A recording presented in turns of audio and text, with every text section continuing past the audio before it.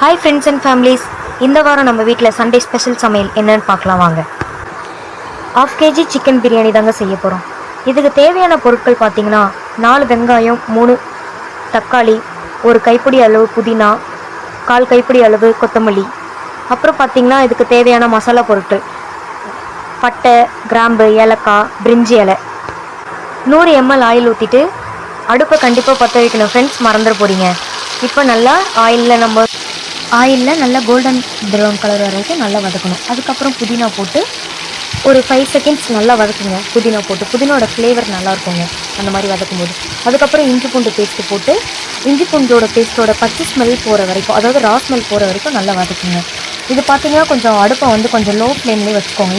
அப்போ தான் அடி பிடிக்காமல் இருக்கும். இல்லைனா இஞ்சி பூண்டு போட்ட உடனே நீங்கள் ஹை ஃப்ளேமில் இருந்தீங்கன்னா அடுப்பு அடி பிடிக்க ஆரம்பிச்சிடும். நல்லா வதக்கிக்கிட்டே இருங்க, கிண்டிக்கிட்டே இருங்க இஞ்சி பூண்டு பேஸ்ட் போட்டதுனால. அதுக்கப்புறம் 1 ஸ்பூன் சில்லி பவுடர் போட்டு நல்லா கிளறி கொடுங்க. அந்த ஆயிலே அந்த சில்லி பவுடர் நல்லா ஃப்ரை ஆகும்போது கலர் நல்லா கொடுக்கும். அதுக்கப்புறம் தக்காளி சேர்த்துட்டு கூடவே தயிரும் சேர்த்துருங்க. இதை நல்லா மிக்ஸ் பண்ணிவிட்டு கொஞ்சம் அடுப்பை கொஞ்சம் ஹை ஃப்ளேமில் வச்சுருங்க. தக்காளி நல்லா குறைவாக வர அளவுக்கு நீங்கள் நல்லா வதக்குங்க. இந்த டைம்லேயே நீங்கள் 1 ஸ்பூன் உப்பு போட்டுக்கோங்க. அப்போ தான் தக்காளி கொஞ்சம் சீக்கிரமாக வதங்கும். இந்த மாதிரி வதக்கிக்கிட்டே இருங்க. நீங்கள் வதக்காமல் விட்டுட்டிங்கன்னா அடிப்பிடிக்க வாய்ப்பு இருக்குது. ஸோ இந்த மாதிரி அப்பப்போ வதக்கிக்கிட்டே இருங்க.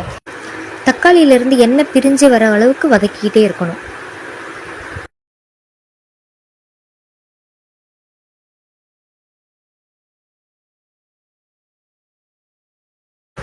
இப்போ பார்த்திங்கன்னா நல்லாவே வதங்கிருச்சு, எண்ணெய்லாம் பிரிஞ்சு வர ஆரம்பிச்சிருச்சு, நீங்கள் பார்த்தாலே தெரியும். இந்த டைமில் சிக்கன் போட்டுடலாம். சிக்கன் போட்டுட்டு நல்லா கலரி கொடுங்க.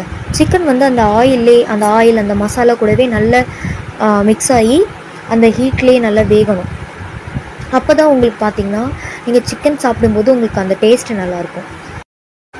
நெக்ஸ்ட்டு இப்போ நம்ம தண்ணி ஊற்றிடலாம், தேவையான தண்ணி ஊற்றிடலாம். நாங்கள் எப்படி பார்த்திங்கன்னா ரேஷியோ பார்த்திங்கன்னா 1:1.5.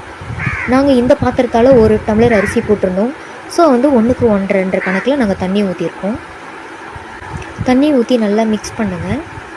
அந்த தண்ணி நல்லா கொதித்து வரணும். ஸோ இப்போ விசில் இல்லாமல் குக்கர் மூடி போட்டு ஒரு 5 நிமிஷத்துக்கு இந்த மாதிரி லோ ஃப்ளேமில் வச்சு விட்டோன்னே நல்லா கொதி வர ஆரம்பிச்சிடும். இந்த ஸ்டேஜில் நாங்கள் அரிசியும் போட்டுட்டோம்.